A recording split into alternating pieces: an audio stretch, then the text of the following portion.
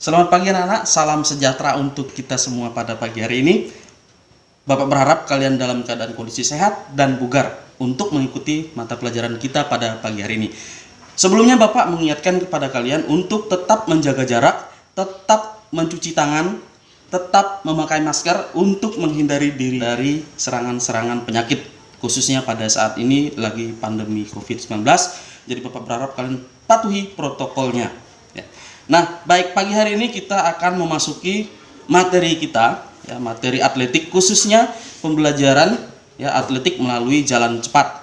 Nah, Bapak sudah yakin, kalian sudah tahu, sudah pelajari, sudah baca apa saja sebenarnya jenis-jenis olahraga yang ada pada atletik, yang ada dalam atletik. Nah, termasuk tadi sudah Bapak sebutkan itu ada jalan cepat, kemudian ada yang namanya lari cepat, lalu kemudian ada lompat jauh dan tolak peluru. Nah, itu bagian-bagiannya. Nah, hari ini khususnya kita akan melihat atau mempelajari tentang materi jalan cepat. Cepat itu sendiri adalah ya, bergerak ke depan tanpa hubungan terputus dengan tanah. Nah, itu maksudnya adalah setiap kaki kalian melangkah, ya, posisinya atau kaki depan harus menyentuh tanah sebelum kaki belakang meninggalkan tanah. Ya.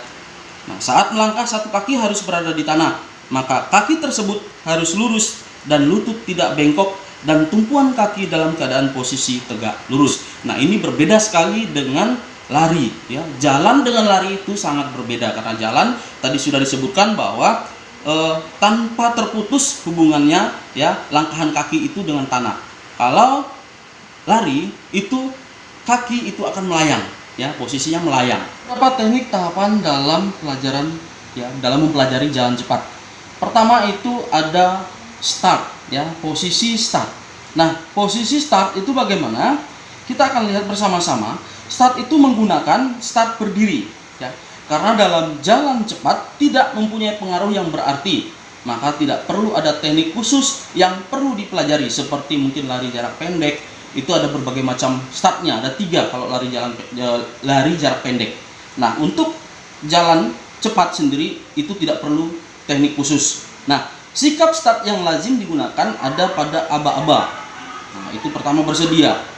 Lalu peserta menempatkan kaki kiri ke belakang garis start, sedangkan kaki kanan di samping belakang kaki kiri dengan badan agak condong ke depan dan kedua tangan rileks. Itu berarti posisinya berdiri, ya. Lalu kemudian kita akan melihat lagi tahapan untuk langkah. Nah, langkah dimulai dengan gerakan mengangkat paha kaki ayun ke depan lutut. Nah, ini terlihat tungkai bawah bergantung lemas. Karena ayunan paha ke depan, tungkai bawah ikut terayun ke depan. Itu menyebabkan lutut menjadi lurus. Nah, kemudian menapak pada tumit terlebih dahulu menyentuh tanah bersamaan dengan mengangkat tumit. Nah, selanjutnya ujung kaki tumpu lepas dari tanah, ganti dengan kaki ayun. Begitu seterusnya, selalu ada kaki yang menumpu. Jadi tidak ada saat untuk melayang, ya, seperti lari. Nah, kemudian tahapan berikutnya adalah posisi badan itu adalah bisa juga disebut dengan istilah condong depan. Mulai dari kepala, ya, dari kepalamu, dari punggungmu, ya, dadamu, ya, sampai tungkai bawah sedikit itu condongnya ke depan, ya, condongnya ke depan. Nah, baik. Sekarang kita akan melihat kembali pada tahapan ayunan lengan. Nah, ayunan lengannya bagaimana? Nah, siku ditekuk kurang lebih 90 derajat, ya, seperti ini, ya, posisinya seperti ini. Nah, ayunan lengan kiri ke depan bersamaan dengan mengangkat paha dan kaki kanan, sehingga koordinasinya adalah lengan kiri bersamaan dengan kaki kanan, lalu lengan kanan itu bersamaan dengan kaki kiri, langkahnya, ya, seperti melangkah biasa, cuma bedanya adalah tekukan tangannya, ya. Nah, seperti ini, ya, seperti ini. Kakinya juga seperti itu, langkahnya juga langkah biasa. Nah, kemudian kita masuk pada tahap finish. Nah, apa yang akan dilakukan ketika pada tahap finish? Tidak ada teknik khusus untuk gerakan masuk finish dalam jalan cepat. Nah, biasanya jalan terus sampai melewati garis finish. Jadi jalan terus sampai ada garis finish itu dilewati, ya. Nah, baik, kita akan memasuki tahap berikutnya. Pada materi selanjutnya kita akan melihat karakteristik dari jalan cepat itu sendiri. Nah, pada slide yang sudah ditampilkan ini kalian akan melihat ada 8 karakteristik yang dimiliki secara khusus oleh olahraga jalan cepat. Nah, secara umum karakteristik gerak dasar jalan cepat tidak terlalu berbeda ya dengan karakteristik gerak dasar jalan biasa. Jalan biasa itu tidak jauh beda. Nah, hanya saja ya pada beberapa gerakan tertentu gerak dasar jalan cepat lebih kompleks. Baik, sekarang kita akan masuk ke fase atau tahapan dari jalan cepat. Apa saja tahapan-tahapan tersebut? Nah, mari kita bersama-sama lihat.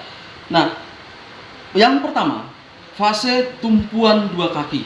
Nah, itu tahapan-tahapannya. Fase ini terjadi sangat singkat. Pada saat kedua kaki yang menyentuh tanah, pada saat itu pula berakhir dorongan yang diikuti oleh gerakan tarikan. Tarikan ini lebih lama dan menyebabkan gerakan berlawanan antara bahu dan pinggulmu. Lalu fase kedua itu adalah fase tarikan. Fase ini dimulai setelah gerakan terdahulu itu selesai. Gerakan ini dilakukan oleh kaki depan akibat kerja tumit ya, akibat kerja tumit dan koordinasi seluruh bagian badan.